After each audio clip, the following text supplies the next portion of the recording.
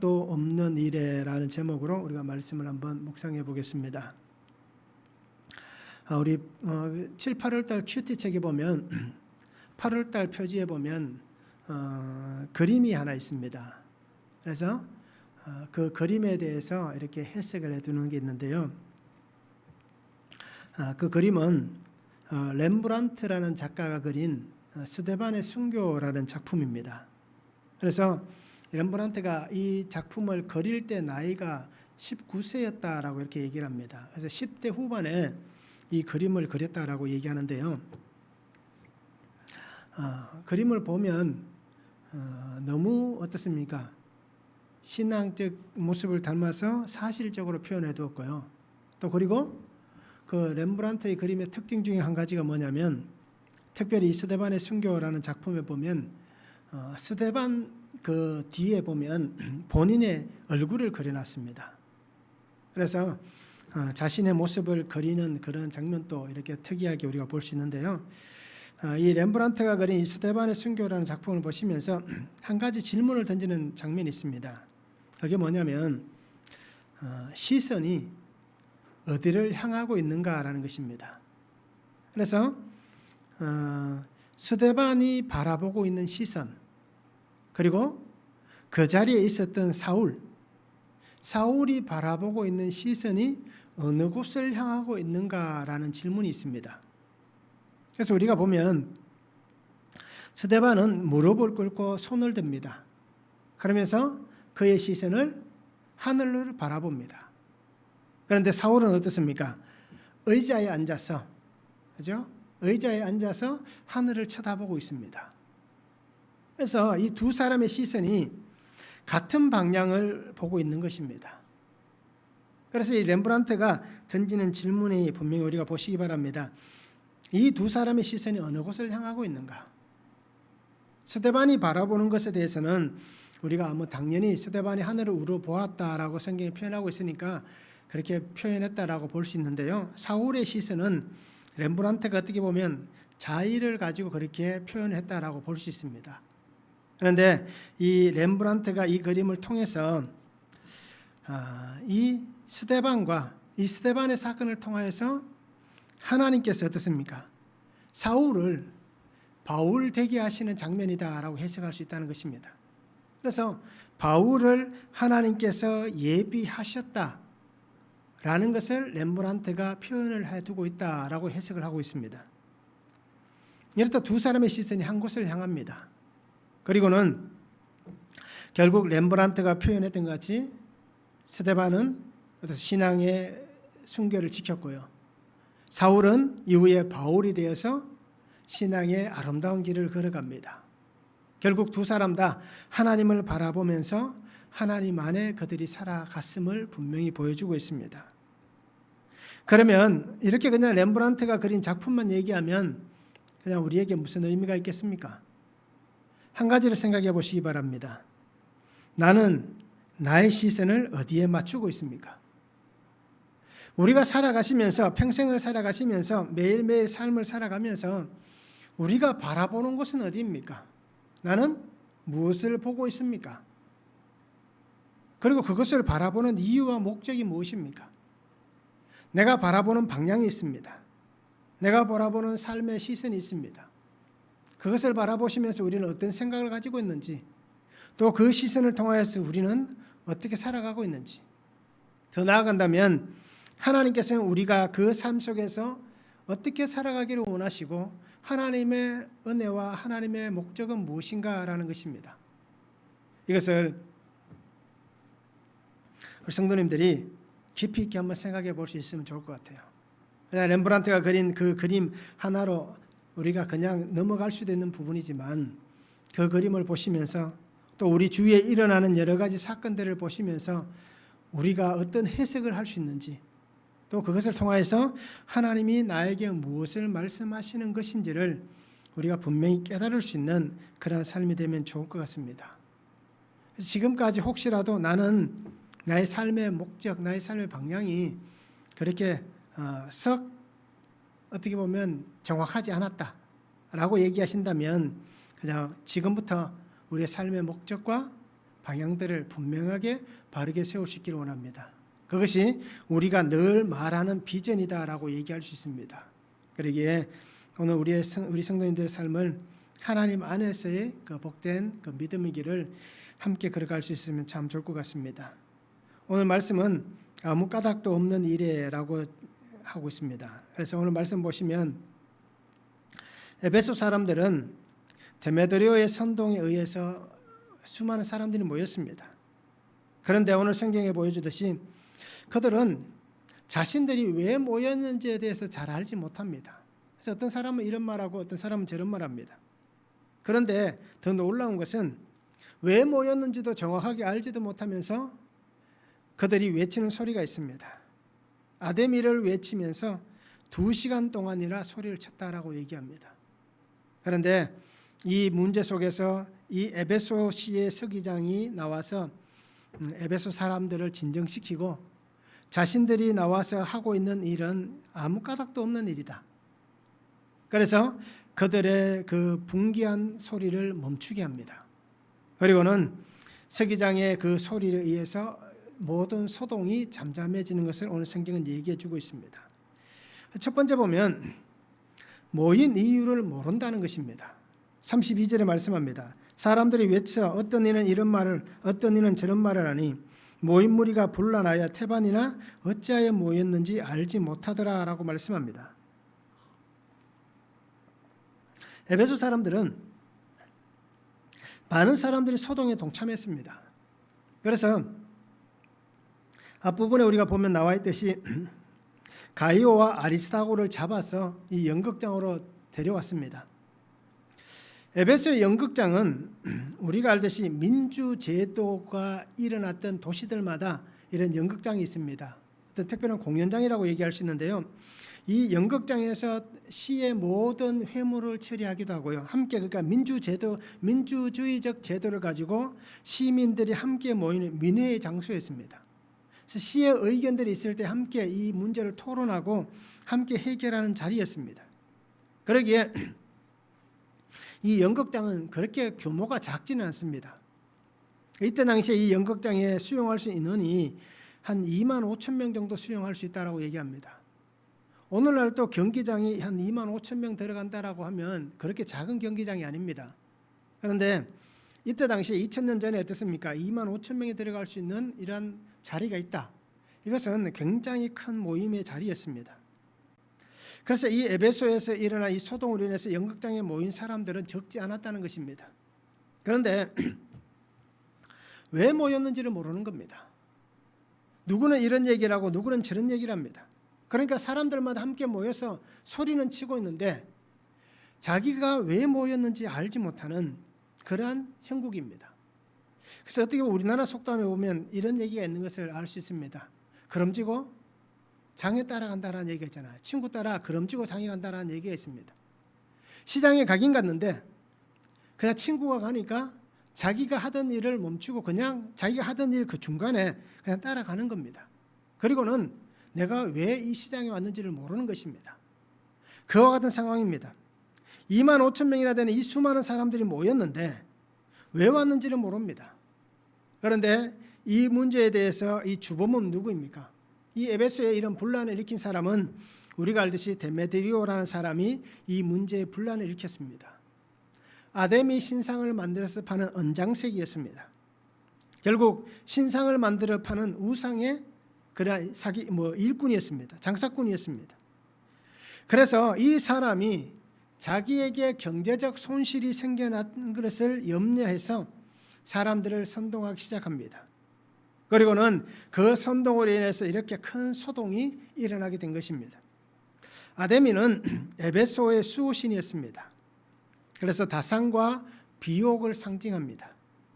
아데미 신전은 우리가 아마 세계의 이런 여러 가지 어떤 그 도시의 중요 그러한 모습들을 볼 때에 아마 이 부분들을 분명히 보신 적이 있을 겁니다. 또 여행을 가보신 분도 있을 거예요. 높이 19m나 되는 이 기둥입니다. 대리석 기둥으로 되어 있습니다. 그리고 27개나 되는 기둥이 아직 남아 있습니다. 그러니까 우리가 알듯이 아데미 신전은 뭐 지붕도 없고 다 사라졌습니다. 지금은. 근데 기둥만 남아 있습니다. 근데 이때 당시에 이 기둥은 27개로 되어 있었습니다. 그래서 19m나 되고요. 간격이 그 굵기가 한 1.2m 된다고 얘기합니다. 그러니까 작은 기둥이 아닙니다. 그런데 이 기둥, 이 신전의 길이가 130m가 됩니다. 넓이는 한 67m가 된다라고 얘기합니다. 그러니까 굉장히 큰 신전이었습니다. 그래서 소요가 일어난 이 상황에서 사람들은 이 아데미, 자신들이 섬기고 있는 우상에게 어떤 해가 가해질 것이다 라고 생각한 게 아니라 단지 데메드리오의 그 계략에 의해서 소동이 일어나고 있다라는 것입니다. 실질적으로는 신이 만들어진다든지 또는 안 만들어진다든지 그 우상을 사는 사람들에게는 별 문제가 안 될 것입니다. 그것을 만들어 파는 본인들에게만 경제적 그러한 피해가 있을 뿐이지 그 우상을 사는 사람들에게 경제적 손실은 존재하지 않는 것입니다. 그래서 데메드리오가 뭐라고 얘기합니까? 바울이 전하는 복음에 대해서 이렇게 얘기합니다. 사람의 손으로 만든 것들은 신이 아니다라고 바울이 얘기했습니다. 어떻게 보면 정확한 얘기를 한 것입니다. 사람의 손으로 만든 것은 신이 아니다라고 얘기했습니다. 그런데 바울이 얘기하면서 아데미는 우상이다. 아데미는 가짜다. 그리고 그것은 우리가 얘기할 때 평소에 얘기하듯이 효험이 없다. 라는 방식으로 얘기하지는 않았습니다. 그런데 이 소리를 듣는 데메드리오는 어떻게 합니까? 사람의 손으로 만든 것들은 신이 아니다. 라는 이 소리에 본인에게 찔림이 일어난 것입니다. 사람들은 은으로 만든 작은 아데미 신상을 가지고 신격화시키는 겁니다. 그리고는 그것에다가 특별한 의미를 부여했습니다. 이것이 우리에게 다산을 주고 또 비옥함을 주고 우리가 살아가는데 경제적인 어떤 유익을 주는 신이다 라고 의미를 부여할 뿐이지 그것이 정말 신적 능력을 가지고 있다라고는 아마 그들이 만드는 사람들은 인정하지 않았을 것입니다. 만약 그것이 신적 능력이 있다면 자기들이 만들어내는 그 신이 엄청난 신이 아니겠습니까? 그 우상이 아니라 자신들이 어떻게 보면 신적 대우를 받아야 하는 것입니다.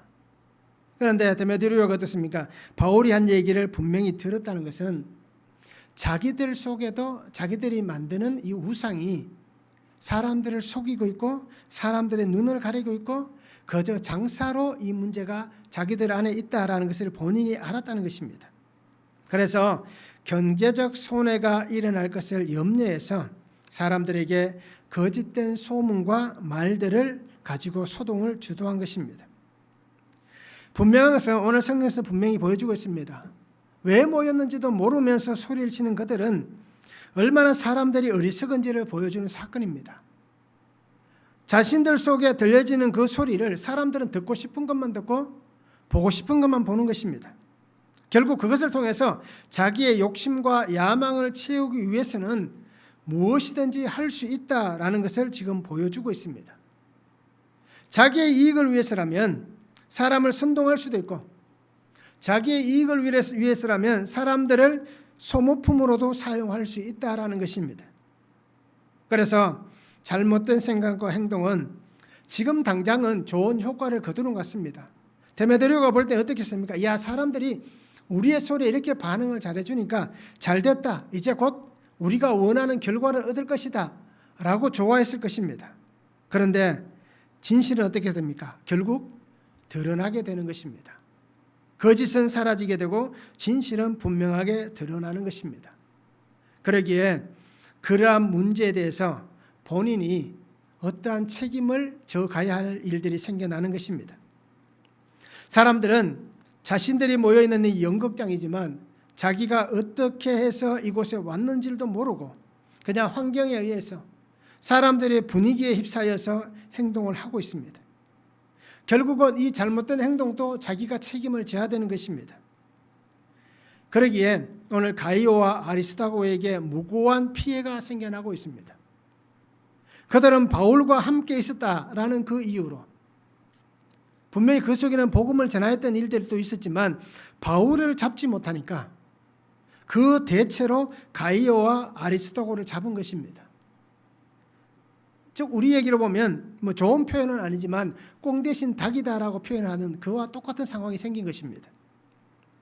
그런데 오늘 우리가 말씀을 분명히 보시기 바랍니다. 모인 이유를 모른다는 것, 얼마나 사람이 어리석습니까? 사람이 얼마나 무지합니까? 사람이 이렇게 다른 사람의 선동에 휩쓸리는 그런 삶을 살아갑니다. 그리고 오늘 우리도 분명히 자신을 한번 생각해 보시기 바랍니다. 나는 사람들의 소리에 쉽게 선동되는가? 우리가 이 문제들을 분명히 한번 잘 짚어보시기 바랍니다.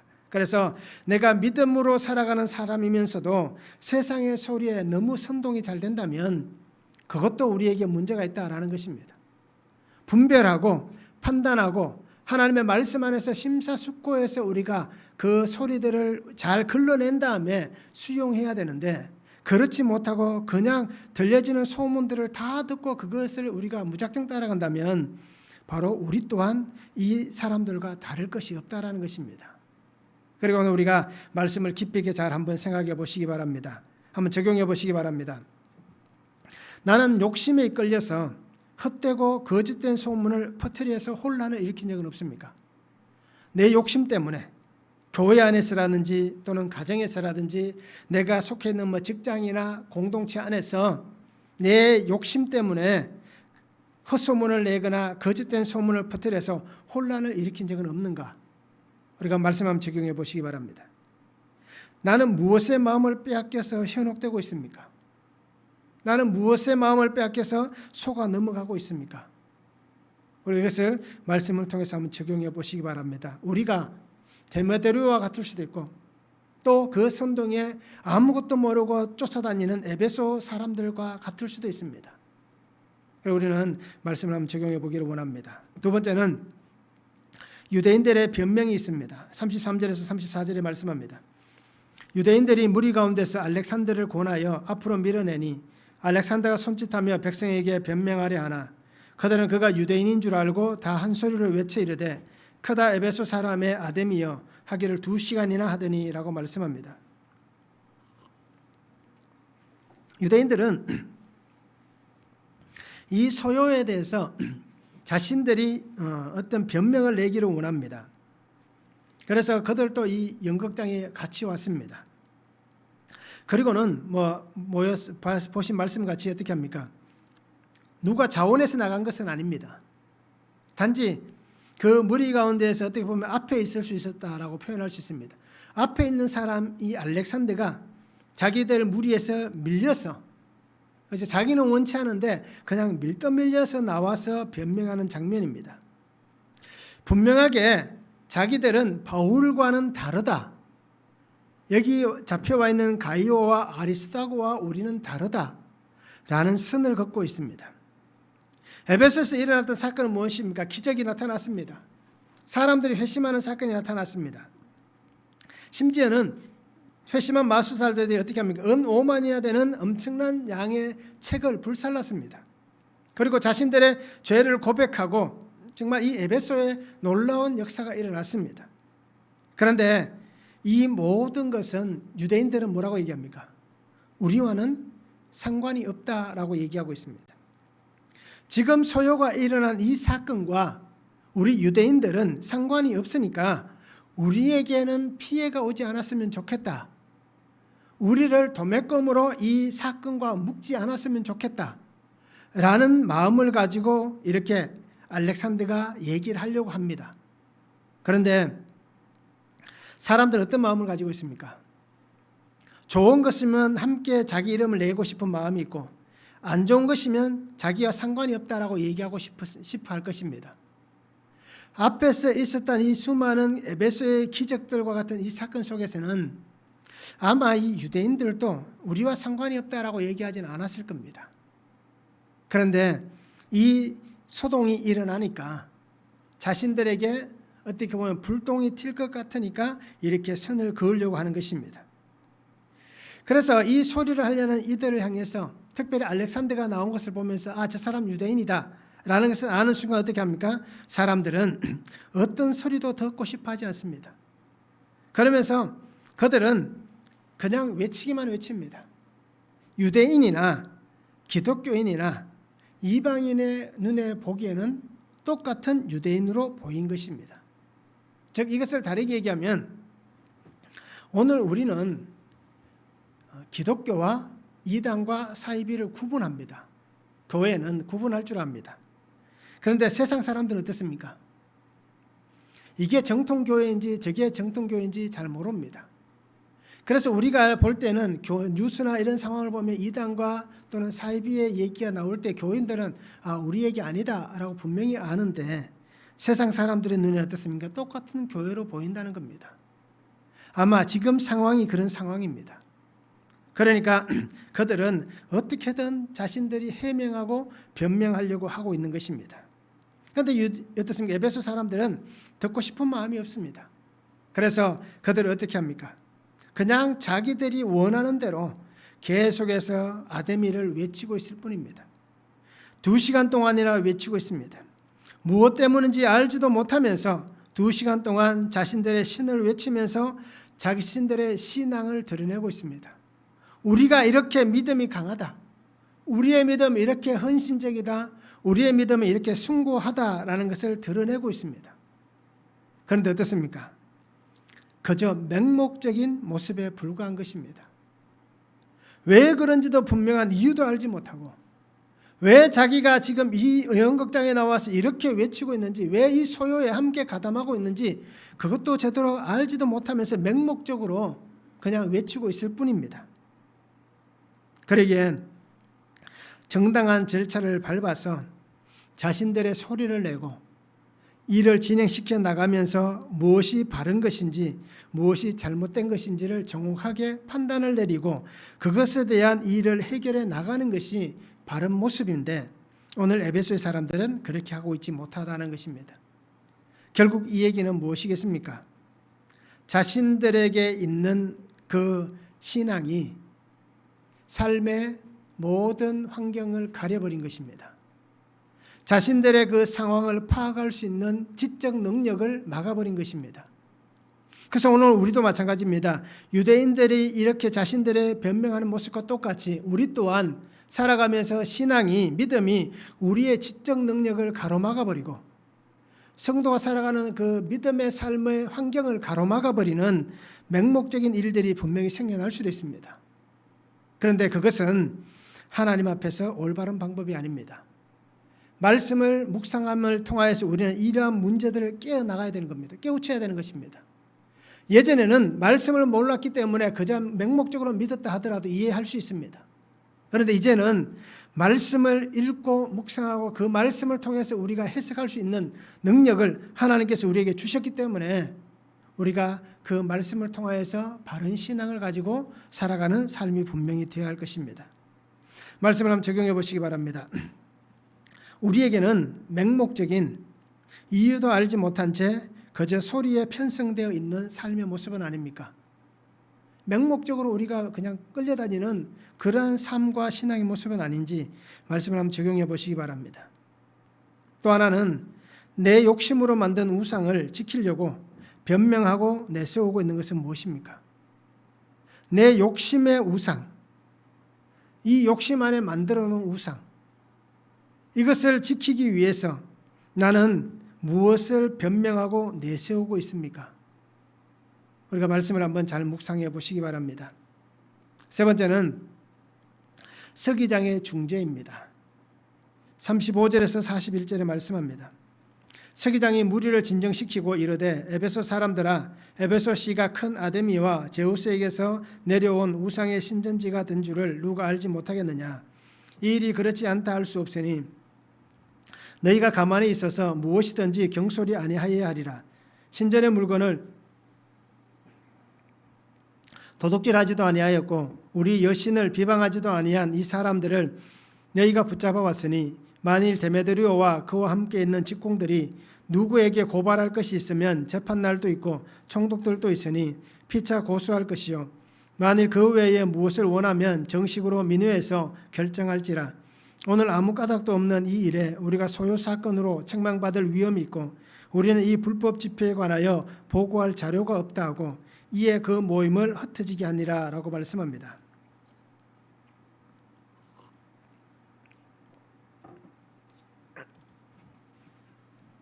에베소의 이 소동으로 인해서 이 문제가 굉장히 심각하게 되었습니다. 말이 2만 5천 명이지요. 그렇지 않습니까? 연극장에 모인 사람만 수용할 수 있는 인원이 2만 5천 명이라고 얘기했지, 그 인원이 적지 않다라고 얘기했습니다. 결국은 연극장 외에도 수많은 사람들이 아마 함께 했을 겁니다. 시 자체에서 일어난 소동이었기 때문에. 그러면 이 문제가 로마의 입장에서 보면 굉장히 큰 밀란의 소지가 될 수 있습니다. 우리가 예수님께서 십자가에 못 박히실 때에 빌라도가 걱정한 게 뭡니까? 혹시 유대인들이 모여서 소동하는 이것을 통해서 밀란이 일어날까 봐라고 얘기합니다. 즉 이 문제로 인해서 자신뿐 아니라 로마의 위협이 가해질 수 있다라는 판단이 내려질 수 있기 때문에 빌라도도 그 문제에 대해서 굉장히 민감했습니다. 그래서 유대인들이 주장하는 그 요구를 들어줄 수밖에 없는 상황이 그렇게 환경으로 되었습니다. 자, 이렇듯 이 에베소도 이 소동으로 인해서 문제가 심각해질 수 있습니다. 2시간이나 사람들이 모여서 외치고 있습니다. 그러면 이 문제가 분명히 로마에 이렇게 보고가 될 겁니다. 총독이 분명히 있습니다. 그래서 로마 군대의 총독이 분명히 이 문제를 로마에 보고하게 될 것입니다. 그래서 이 문제를 해결하기 위해서 서기장이 등장합니다. 이 서기장은 이 시를 어떻게 보면 행정적으로 주도하고 있는 사람입니다. 그래서 이 시를 대표하는 사람, 우리로 얘기하면 시장과 같은 사람입니다. 그래서 이 사람이 이 에베소 사람들에게 자신의 입장을 밝힙니다. 그리고 에베소 사람들이 모여있는 그들의 자존심도 세워줍니다. 그리고는 이 집회가 불법 집회가 되어서 피해자가 생겨나지 않도록 사람들을 진정시켜주고 있습니다. 그래서 이 문제를 해결하기 위해서 시민 앞에 등장하면서 오늘 특별히 36절에서 39절에 이 서기장이 얘기하는 장면이 잘 나와 있습니다. 이 일이 그렇지 않다 할 수 없으니 너희가 가만히 있어서 무엇이든지 경솔히 아니하여야 하리라. 경솔히 해서는 안 된다라는 것입니다. 이 사람들이 신전의 물건을 도둑질하지도 아니하였고 우리 여신을 비방하지도 아니한 이 사람들을 너희가 붙잡아 왔으니 만일 데메드리오와 그와 함께 있는 직공들이 누구에게 고발할 것이 있으면 재판날도 있고 총독들도 있으니 피차 고소할 것이요 라고 얘기합니다. 그리고 만일 그 외에 무엇을 원하면 정식으로 민회에서 결정할지라 라고 얘기합니다. 그래서 시에서 이렇게 회의를 열어서 결정하는 문제들이 늘 있었습니다. 정기적으로 시에서 회의를 열었습니다. 그렇기 때문에 부당한 것이 있다라고 생각되면 분명히 데메드리오가 자신들의 직공과 함께 그 문제에 대해서 고발하면 된다. 그래서 충분히 재판할 수도 있고 또 뭐라고 얘기합니까? 총독이 우리에게 있기 때문에 로마에 이렇게 고소를 해도 된다라고 그 입장을 밝히고 있습니다. 그렇기 때문에 여러분들은 이 일에 더 이상은 소란을 피워서는 안 됩니다라고 그렇게 밝히고 있습니다. 우리가 언뜻 보면 서기장이 바울을 옹호하고 있다라고 생각할 수 있습니다. 그런데 우리가 알듯이 이 서기장은 바울을 옹호하거나 또는 복음을 편들어주기 위해서 이렇게 행동한 것은 아닙니다. 이 사람은 단지 자신이 맡고 있는 이 도시가 안정적이기를 원하는 겁니다. 이 도시가 행정적으로 또는 경제적으로 치안적으로 문제가 없이 평안하기를 원하고 있습니다. 자기가 이 시를 이렇게 어떻게 보면 행정적으로 주도를 하면서 자기 때에 밀란이 일어나서 로마로부터 굉장한 어려움을 당했다라는 소리를 듣고 싶지 않은 것입니다. 누구든지 이 서기장의 시간들을 보낼 수 있습니다. 그러면 주어진 시간 동안 자신은 최대한 안정적인 시정을 행하기를 원하고 있는 것입니다. 즉 로마의 적대적 행위를 하고 싶지 않은 것이 이 서기장의 마음입니다. 그래서 이 사람들에게 우리 도시가 로마를 향하여서 적대적 행위를 하는 것이 아니라 우리는 로마를 향하여서 우호적인 모습을 가지고 있다. 그래서 우리는 로마로 인해서 안정을 누리고 있고 또 우리는 이 문제에 있어서 전혀 어떤 우리의 소동도 특별히 우리 속에 밀란도 없다라는 것을 보여주기를 원하는 것입니다. 그래서 백성들 앞에 나와서 분명히 이것은 잘못된 것이다. 그리고 여러분들은 정식 절차를 밟아서 우리가 이 문제를 해결하자라고 분명히 얘기를 하고 있습니다. 분명히 얘기하지 않습니까? 이 불법 집회에 대해서 로마에 우리가 보고할 자료가 없다라고 얘기합니다. 여러분들이 모이긴 모였는데 왜 모였는지에 대해서 정확한 문제가 없다는 얘기입니다. 문제될 만한 거리가 없다라고 얘기합니다. 사람들이 이렇게 선동될 만한 문제 요소가 존재하지 않는다는 것입니다. 그렇기 때문에 분명히 이 서기장은 이 시를 안정시키고 있는 것입니다. 그런데 우리가 한 가지 분명히 보시기 바랍니다. 그러면 누가가 이 사도행전을 기록하면서 어떻게 보면 이 뒷부분은 기록하지 않아도 될 문제입니다. 그렇잖아요? 복음을 전하는 데 있어서라든지 또는 여러 가지 사건들 속에서 굳이 이 밀란이 일어날 것 같은 이 큰 소리를 외치는 이 2시간의 소요를 기록하지 않아도 무방할 수 있는 사건이었습니다. 그런데 왜 누가가 이 장면을 기록했는가라는 것입니다. 어떤 목적을 가지고 이것을 기록했는가라는 것입니다. 누가의 의도는 분명합니다. 그리스도인들은 하나님의 나라 복음을 전하는 데 있어서 그리스도인들의 행동은 어떠한 불법도 자행하지 않는다라는 것입니다. 특별히 로마 제국 그 통치하에 있습니다. 그렇기 때문에 이 로마 제국의 이 통치하에 있으면서 로마의 어떤 법도 위반하지 않고 그 법을 지키면서 우리가 이렇게 복음을 전하고 있다. 하나님의 사람들을 세워가고 있다라는 것을 보여주고 있습니다. 그래서 로마를 향하여서 우리는 어느 곳에서든지 그리스도인으로서 복음을 전하면서 로마에 대해서 적대 행위를 하지 않고 있다. 위법한 행동을 우리는 하지 않고 있다라는 것을 보여주는 장면이 바로 이 장면이다라고 해석해 볼 수가 있는 것입니다. 어떻게 보면 루가가 전하고 싶은 그 모습이 분명히 드러나 있습니다. 그래서 법과 질서 안에서 하나님께서 주시는 이 권위를 따라서 생명의 복음을 전하고 있는 그 현장을 지금 분명하게 소개를 해주고 있는 것입니다. 그래서 이 복음을 듣는 사람들, 또 이 사도행전을 함께 읽는 사람들, 이 모든 사람들이 그리스도인들은 합법한 사람들이다. 그들은 당신들이 생각하는 것만큼 적대적이거나 위협적인 존재가 아니다 라는 것을 분명히 보여주고 있습니다. 로마서 13장 1절과 2절에도 보면 각 사람은 위에 있는 권세들에게 복종하라. 권세는 하나님으로부터 나지 않음이 없나니 모든 권세는 다 하나님께서 정하신 바라. 그러므로 권세를 거스르는 자는 하나님의 명을 거스름이니 거스르는 자들은 심판을 자취하리라 라고 얘기합니다. 바울이 로마에 있는 성도들에게 편지를 하면서 위에 있는 권세에 복종하라라고 얘기합니다. 예수님도 분명히 얘기하잖아요. 가이사의 것은 가이사에게라고 얘기했습니다. 그래서 세상의 권세도 하나님은 인정해 주셨습니다. 그러기에 하나님은 세상의 권세를 사용해서 하나님의 일들을 하시기도 하셨습니다. 그래서 오늘 성경에도 분명히 루가가 의도한 것도 분명히 나타나고 있고요. 또 로마서를 썼던 바울의 모습 속에도 분명히 나타나 있고 예수님이 하셨던 말씀 속에도 분명히 이 세상의 권위, 세상의 권세들에 대해서 분명한 그 입장을 밝혀주고 있습니다. 그리고 사도행전 18장 14절과 15절에도 보면 아가야의 총독이었던 갈리오도 이 문제에 대해서 분명히 얘기해주고 있습니다.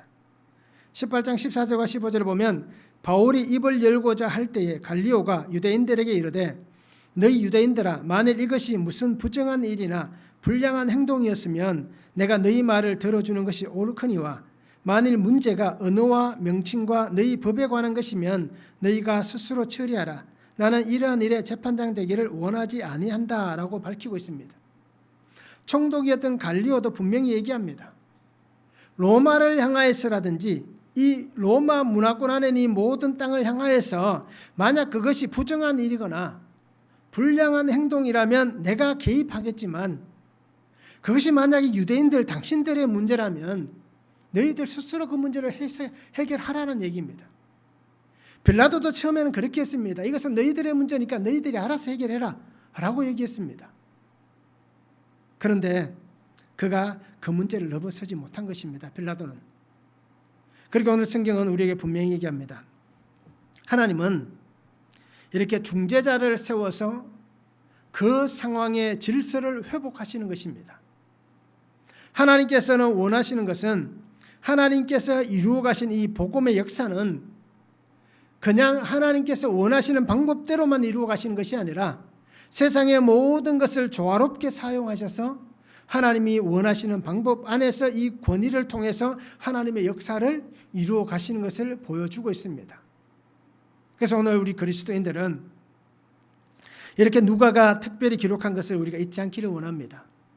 오늘 우리가 그리스도인으로서 가장 큰 오류에 빠지는 것 중에 한 가지가 뭐냐면 세상의 권세에 복종하지 않는 것입니다.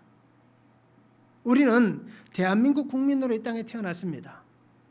그러면 우리가 살아가는 이 환경은 우리는 이 나라에 속해 있는, 이 민족에 속해 있는 한 사람입니다. 그러면 그리스도인들은 오늘 우리가 어떤 법 앞에 살아가야 하는지도 분명히 보시기를 바랍니다. 나는 하나님을 믿기 때문에 하나님의 말씀만 따라가기 때문에 세상의 법은 나는 안 지켜도 된다. 세상을 향해서 우리는 위법을 행해도 된다. 세상의 권위는 우리가 순종하거나 따라갈 필요가 없다 라고 얘기하는 것은 분명한 잘못입니다. 그것 또한 하나님께서 허락해 주셨기 때문에 그 자리에 있는 것입니다. 그러기에 모든 것은 하나님에게서 온 것이다 라는 것입니다. 이것을 인정하지 않는다면 우리의 신앙은 편협적인 것이고 한쪽으로 치우쳐져 있는 것이고 결국 그 신앙은 하나님께서 원하시는 올바른 신앙의 삶이 아니다라는 것입니다. 그런 사람이 하나님 안에서 바른 신앙의 열매를 맺어갈 수 있겠습니까? 그 사람이 정말 하나님께서 원하시는 하나님의 기쁨의 삶을 살아갈 수 있겠습니까? 그 사람이 정말 이 땅에서 하나님께서 가장 원하시는 복음의 놀라운 일들을 전하는 사람이 될 수 있겠냐라는 것입니다. 그리고 오늘 우리 성도님들은 분명히 잘 기억하시기 바랍니다. 질서가 회복되기를 원하시는 그 하나님의 놀라운 은혜를 보시기를 바랍니다. 그리고 하나님은 위법을 싫어하십니다. 결국 이 얘기는 무엇이겠습니까? 우리가 살아가면서 그리스도인으로서 세상의 법도 있지만 또 우리가 윤리적인 문제도 분명히 있습니다. 법 앞에는 우리가 이 문제가 깨끗하다 할지라도 윤리 앞에서 우리가 위법일 수도 있습니다. 그러기에 우리는 윤리와 도덕과 또 법, 이 모든 것을 정확하게 지킬 수 있는 사람이 되어야 되고 그 속에서 우리는 우리의 오점이 드러나지 않는 그러한 신앙의 삶을 우리가 분명히 살아가야 할 것입니다. 그리고 오늘 성도님들이 우리가 말씀을 늘 묵상하시면서 죄에 대한 모습을 고백하실 때에 이 문제들을 다 같이 보셔야 됩니다. 그냥 우리가 윤리적인 문제, 도덕적인 문제를 빼버린다면 우리 속에 나오는 죄의 모습은 적을 수 있습니다. 그만큼 우리는 깨끗할 수 있습니다. 그런데 이 모든 것이 다 포함된다면 우리가 얼마나 추악하고 악한 죄인인지 분명히 보여질 것입니다.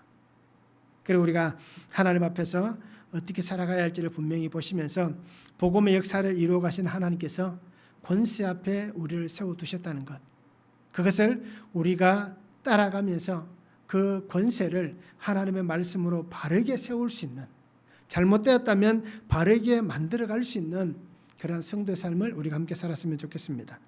말씀을 한번 적용해 보시기 바랍니다. 나는 하나님께서 허락하신 세상 질서에 잘 순종하고 있습니까? 하나님이 세워주신 이 질서, 이 질서에 우리가 잘 순종하고 있는지 보시기 바랍니다. 특별히 우리가 성경에 말씀하고 있는 것 같이 남자들은, 그죠? 여자들은 분명히 나와 있습니다. 그리스도에게 순종하듯이 서로가 하나님 앞에서 잘 순종할 수 있는 그런 삶을 살았으면 좋겠습니다. 하나님의 일을 방해하는 나의 열심과 나의 판단은 무엇이 있습니까? 하나님의 일을 가로막고 하나님의 일을 방해하는 나의 열심, 나의 판단은 무엇이 있는지 우리가 말씀을 한번 적용해 보시기 바랍니다. 하나님은 불의한 일을 당하는 성도들을 하나님의 역사하시는 은혜의 방법들을 사용하셔서 이 불의함에서 하나님은 건져주실 것입니다. 예수 그리스도의 복음의 능력은 그 역사는 멈추지 않습니다. 그 역사는 끊임없이 약속하신 그 약속의 완성을 위해서 계속해서 전진해 나갈 것입니다. 하나님은 복음의 은혜가 멈추지 않고 끊어지지 않는 그 은혜 역사를 세상의 도구들을 사용하시기도 하고 또 하나님의 자녀들을 사용하시기도 하십니다. 그러면서 그 약속이 완성의 그 은혜 자리로 나아가도록 끝까지 은혜의 길로 우리를 인도하고 있습니다. 그러기에 오늘 우리가 그리스도인으로서 하나님 주신 말씀을 잘 순종하고 있다면 그리스도인으로서 세상의 법을 준행하시기 바랍니다. 그리고 주시는 권위에 순종하시기 바랍니다. 그러면서 하나님의 질서를 세워가시기 바랍니다. 내 생각으로 불의한 것이 아니라 하나님의 말씀 안에서 불의함을 분별해낼 수 있는 그러한 성도가 되면 좋을 것 같습니다. 이유 없다라는 것이 아니라 이유가 있는 이 복음의 아름다운 일들을 행하면서 이 복음의 은혜와 능력으로 살아가는 귀한 성도들의 삶이 될 수 있기를 원합니다. 그래서 어느 곳에서든지 오늘 말씀과 같이 정말 아무 이유도 없이 그렇게 휩쓸려 다니는 자가 아니라 하나님 안에서 말씀 안에서 분명한 하나님 뜻을 붙잡고 믿음 안에 오늘 또 내일 또 매일매일 그렇게 살아갈 수 있는 성도의 삶이 되면 참 좋을 것 같습니다. 우리가 그렇게 함께 주의 나라를 이루어갈 수 있기를 소망합니다. 기도하겠습니다. 사랑의 아버지 하나님 감사합니다. 오늘도 우리에게 주신 말씀을 바라봅니다. 주 은혜 안에 살게 하시고 주의 능력 안에 살아가는 은혜를 다하여 주시옵소서. 아버지 하나님, 하나님께서 오늘 누가를 통하여서 이 문제를 다루고 있는 그 모습을 분명히 보게 하여 주셔서 그리스도인으로서 하나님 위법한 행동을 하지 않도록 법과 질서를 깨트리지 않게 하시고 또 하나님 주신 그 말씀 안에서 분명한 목적과 분명한 방향을 가지고 하나님의 선하시고 온전하신 뜻을 잘 준행할 수 있도록 또 세상의 권위에 순종할 수 있도록 주님 믿음으로 살아가는 귀한 성도들이 되도록 은혜를 다하여 주시옵소서. 우리가 있는 모든 삶의 자리가 하나님의 역사심의 은혜 자리가 되게 하시고 그 자리에서 하나님이 사용하시는 모든 것을 잘 분별하여서 하나님의 뜻 안에 거하는 귀한 성도의 삶이 되도록 주님 축복하여 주시옵소서. 감사를 드리며 예수 그리스도의 이름으로 기도하옵나이다. 아멘.